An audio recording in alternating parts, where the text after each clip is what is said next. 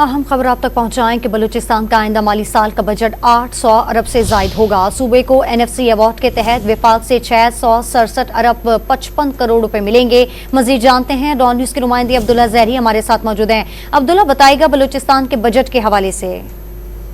जी बिल्कुल, बलूचिस्तान के सूबाई बजट की तैयारियां जारी है। इस हवाले से ज़राए ने बताया कि आइंदा माली साल का बजट 22 जून को पेश किए जाने का इम्कान है, जिसकी तैयारियां इस वक्त भी जारी है।